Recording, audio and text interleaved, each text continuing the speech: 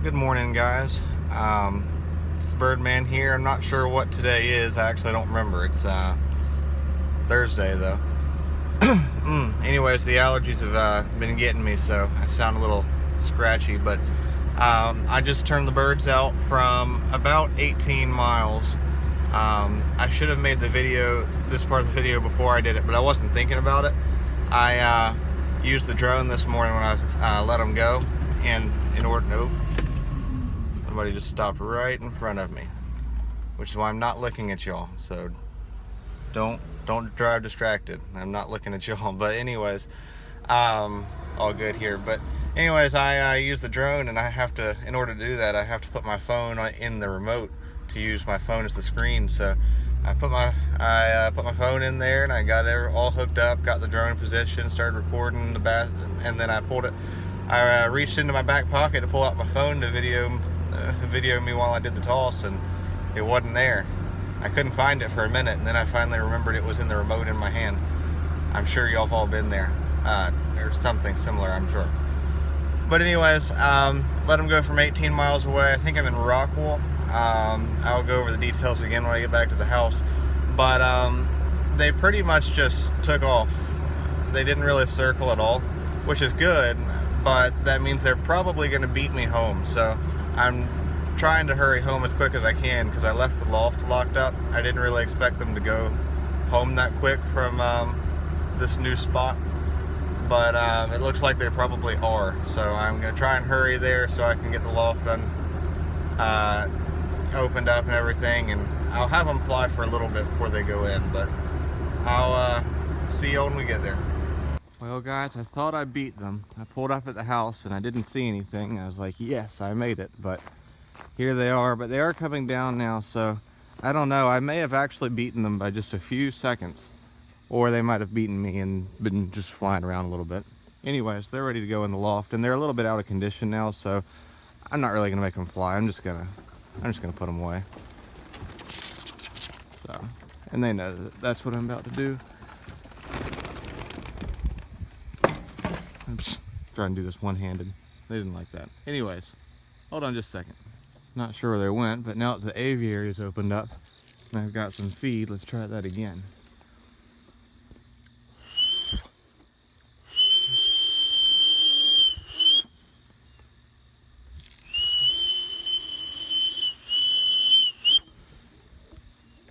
Oh no.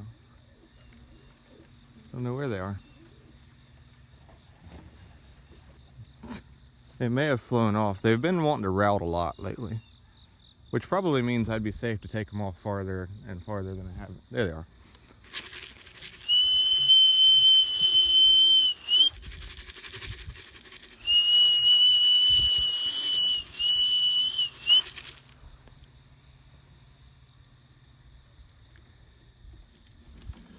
I'm not sure if I'm short one or if I just miscounted.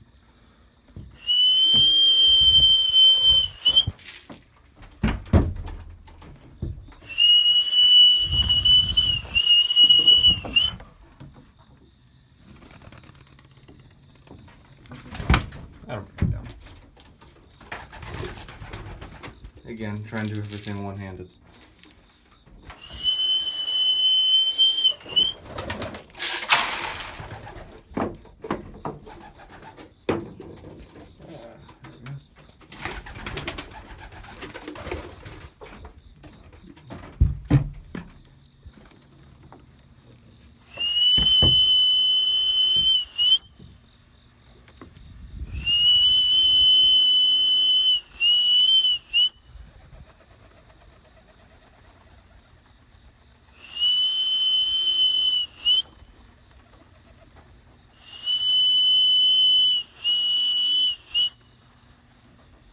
they should all pile in.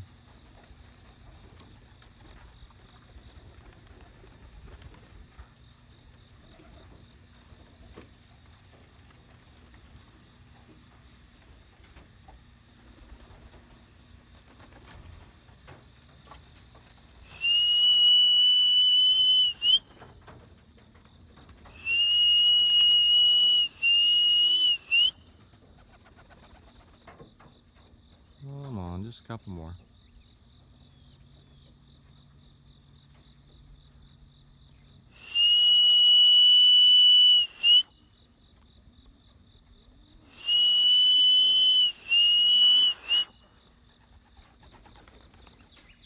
I'm trapping in a little bit slow, but that's because I've been feeding them more. They're a little bit out of condition. Plus, I just got one back that had been gone for a while. Someone actually found it about 50 miles away from here in Hickory, North Carolina, and couldn't catch it. And then a few days later, it flew back. So that was funny. Those two pigeons didn't act like they cared to go in at all. And then that one went in, and all of a sudden, they were diving in. Now it's just the droppers that are out, so which I don't really care. They'll go in. They're about to. Come on.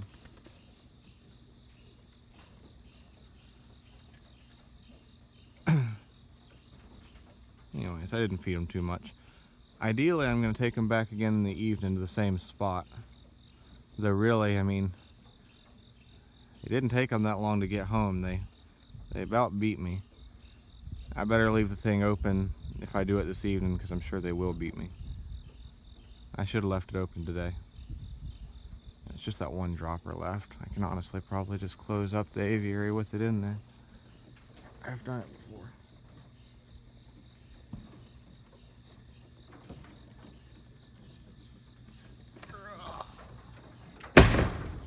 And now it'll go in. So I think that's everybody. I'm gonna go in and count, but it looked like everybody. Oh, I think I got y'all zoomed in. So let's see. 1, 2, 3, 4, 5, 6, 7, 8, 9, 10, 11, 12, 13, 14,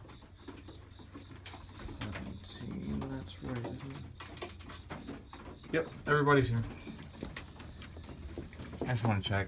I've been having, not these past few times, but about a week ago I had one or two that didn't want to come home with the rest. They came home slow on their own, so I just want to check and make sure that I'm not missing one, but I'm not. Alright, so the video was off to a little bit of a rough start because I was in a hurry to get them turned loose. I wasn't sure, you know, they did really good this morning, but I wasn't sure how they were going to do. I didn't want them to be flying longer and longer and it get hot out. But they did good. Anyway, so today is September the 12th, which is kind of funny because the 21st, so switch those numbers, that will be the first shipping night. And that should be not a couple days from now, but the next Saturday. So it's coming up. That was from 18 miles. They did perfectly fine. I'm going to take them probably to 18 miles again this evening. I could take them a little further, maybe out to 20 or 25 or something, I don't know. But something close to that. It won't be much past 18 if I do it past 18. And then tomorrow, Friday, I will take them off in the morning even farther, and then Friday evening I've got a football game to go to as a spectator. But so I will probably take, I'm not sure, if I take them out to just past 20 today, like maybe I take them 22, 23 miles, then I'll probably take them a full 30 on Friday. But I would like to have them flying from 40 miles by the end of the week, because next week I would like to train with Rick and his birds, so that they can get used to flying with other pigeons and having to split off from them and go to their loft and not get carried off towards someone else's loft, which should go well. I think they're doing really well, so I anticipate that it will. Yeah, so that's my plan. And then Saturday night is a shipping night, so you know, I'd like to just feed them. I'd like to get them. I need to get them back in condition. I'm doing this training, but I'm not making them fly around the loft too much so that they're not having to exert themselves too much, just because I'm trying to get them back in condition. They were flying for an hour and a half to 2 hours before, so they were flying pretty good. So now I'm just trying to get them back in condition. They're a little skinnier than I want them to be. Also, I'm going to show y'all something, and again, I've stopped the video on my phone to flip it around, but new addition to the homestead, I guess. Right down there. These little chicks. Nope, there's a couple there too. These are not chickens. These are a mixture of bobwhite and Georgia Giant quail. Georgia Giant are just a more domesticated version of the bobwhites, and they're bigger. My understanding, anyways. That is a thermometer in a plastic bag because I'm trying to keep them, you know, free of illness. And that thing was in the loft, and it was easier to put it in a bag than clean it. But they're just eating some game bird starter grower, whatever mix or crumbles, and it's time to clean out their water. They're getting pine shavings in it. I've got rocks in the water so they can't drown. They're just a couple days old though.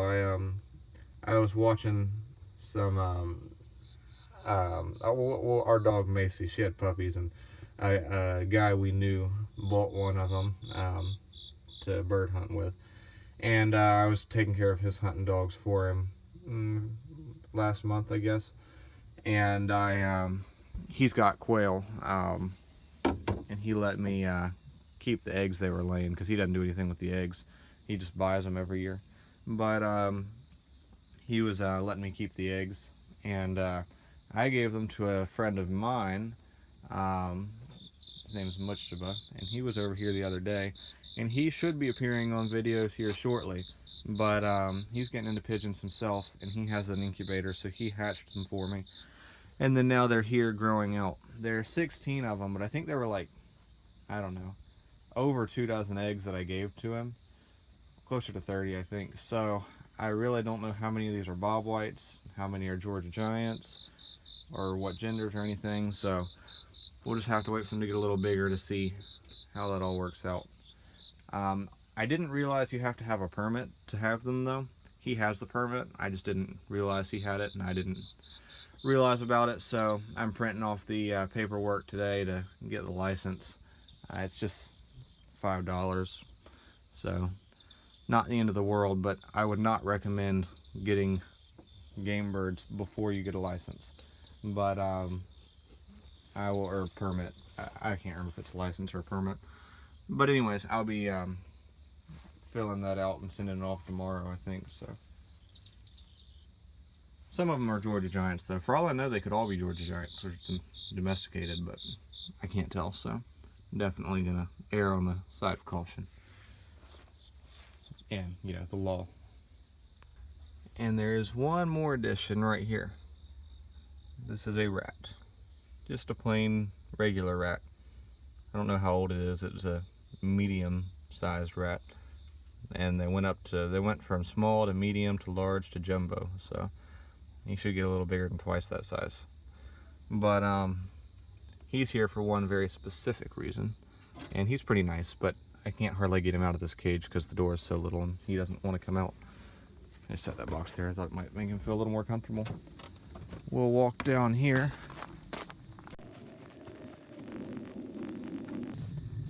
There's the breeders.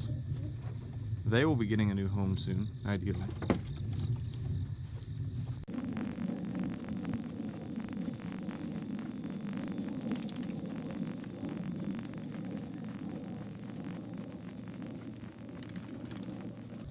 So this is the reason for the rat. Y'all remember seeing on a video not too long ago, Aaron, a falconer who's been helping me get rid of the Cooper's hawks that are terrorizing my birds, which he's going to hunt with, has this trap set up for me that he made. And we've got a pigeon in it to catch the Cooper's hawks, and that's been working fine. We've caught a couple of them.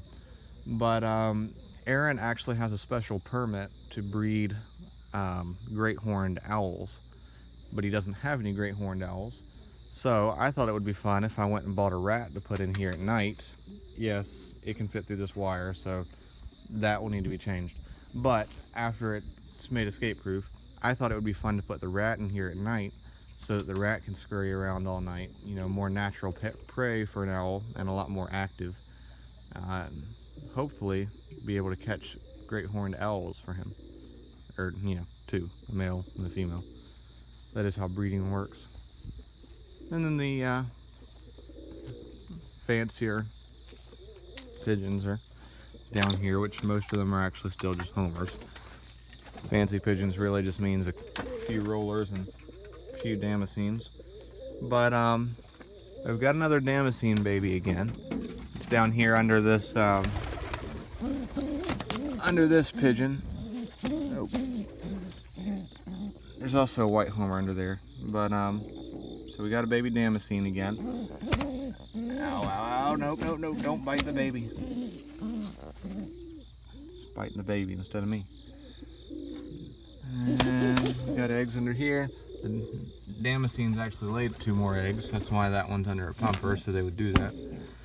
Most of the eggs under here, okay, so that white homer sitting on homer eggs for Mujtaba. She's sitting on homer eggs for Mujtaba. She's sitting on their one white pigeon because they only had 1 egg, and the damascenes had 1 egg. And when I candled them, they looked like they were about the same. However you say it, they were about as far along as the other. So I put them under her. But unfortunately, the damascene did hatch like 3 days ahead of the, maybe not 3, maybe just 2 days ahead of the white homer. So I'm gonna have to keep a real close eye on that because there's a good chance, a really good chance, that she's going to feed that damascene a lot more and not really feed that white homer. So I may have to do something different about it. I'm not sure what that would be. And then Coco and Swift have babies up here too, which will also be for Mujtaba. All the homers, all these late hatch homers I'm raising right now are for Mujtaba. I actually he came the other day to get 4 that I had raised up for him. But and then of course the damascenes I'm raising for myself, and the white homers are for me. Unfortunately, I did lose the white homer that I was flying. It was actually one of my best birds. I was doing really, really well. And so my assumption would be that a hawk got it. Unfortunately, that is the way it goes with white birds a lot of times. Or at least when you're flying them with a colored flock. I actually don't have any birds that have a lot of white on them anymore. I lost my white pigeon, I lost my ash red grizzle. A hawk killed the white splash I had that was mostly white. You know, that was, I think I did a video about that. That's when Aaron first came, was to help me catch the hawk that killed that pigeon. So I really don't have much white in my flying flock anymore. But hopefully I am going to fly a flock of white homers next year. We'll see. And that's a little homer I got from Rick. It's not banded, but I'm going to fly it. It seemed kind of small to me, and I kind of like the way it looked, so I'm going to fly it. And I can't race it because it has no band. But I'm going to fly it, and if it does really well, I've got a little breeding project in mind for it. So it's a little later now, evening. It's around 7:30, a little earlier than that. Obviously, I miscounted earlier. One of the pigeons just got back. I don't really know when it got back. I just noticed it out here. But it's an old bird, so it can't race, so it doesn't really matter. They were late hatches, and I never, got them flying home, so that's why I'm flying some old birds with them, is just for that reason. But it's you see behind me, it just got through raining and storming a little bit, so the birds will not be going on a toss this evening. And you can't really see me in here too well because well, actually yes you can, but the light's not plugged in because it's on the quail, so, or the extension cord is plugged into the quail. I was about to just let all the birds out, and I completely forgot I have droppers in here, and I want to not let them out. So I'll be back in a minute. I'm going to go get a basket. So I actually didn't go get a basket. I put all the droppers and the one homer I'm not flying inside the feeder.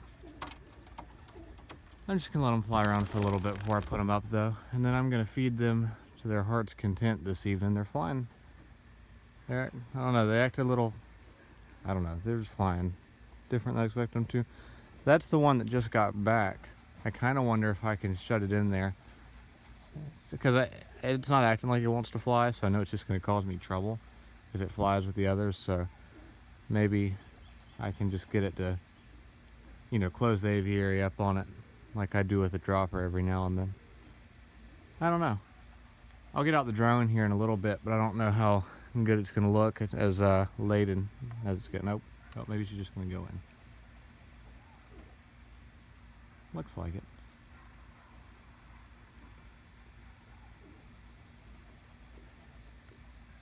Yeah, she's thinking really hard about it. There she went. So I'm just going to close this thing up and I will, ooh, that sprayed a lot of water on me when I did that. I will open it back up when I'm ready to put them in. It just makes it to where they can't, I don't know, I feel like it's nice to have a visual signal to them that it's not time to go in. Because if it's closed, they can't get in there, and it's fairly obvious when they're flying around whether it's open or closed. So if I always open it when it's time for them to go in, and always put food in there when it's open, I just feel like that'll help them to go in better when at times when they come home and I'm not here, and I need them to just go into the loft, trap in for food without me here to signal to them. I just feel like it means more to them that way if they get home and it's open when it's normally closed while they're flying, versus if it's just always open while they're flying around. You know, just having that visual difference that something I can control, you know, so that I can leave it that way when I'm toss them, even though I'm not going to be here. I'm not really sure if they're all out. I just closed it up so the hen couldn't get out since that window's still open. Yeah, it looks like they're all out. And I can let these pigeons out of the feeder now and close the window. This is my solution. You can't really see because it's so dark in here. The rest are over there. But it's just so they can just so I could let the other birds out. They've gotten themselves stuck. I gotta help them out. Alright, the droppers are detangled now and free to roam about and let them fly for a little bit, and I won't let them fly too long. They haven't flown around the loft too much here recently because they've been just coming home on tosses, so I'm just gonna let them fly around a little bit. Alright guys, so y'all know I've been trying out some new things here lately, like the drone for example. So right now I'm trying to record a narration for this instead of putting a video behind it. Partially because I've been meaning to do that. Partially because I just forgot to make an end video. But so this evening I decided to try filming the birds coming down to the loft. Sometimes the drone spooks them a little, sometimes it doesn't. Just seems to depend on what they're doing. But you can see I just tossed a dropper up there on the loft and they're coming down to it now. I didn't let them fly all that long, so they wanted to fly, but I just didn't want to let it get any darker on them. Plus, like I said, I'm trying to get them in condition anyways. So the drone was holding itself steady there, just like I did it earlier when I released them from the basket, but I'm coming around the front now so y'all can see them. They're not really going in though, and that's because I forgot to put food in there. It's actually sitting in that blue pitcher right beside them, as the loft is coming back into view now. Right there at the bottom left edge of the loft, and I have forgotten about it at this point, so those pigeons that are still out are looking through the window and going, well, hold on a second, there's no food in there. So they're just hanging out staring at the drone. But little me on the video is about to realize that and go feed them. Maybe. I should be. Any moment now.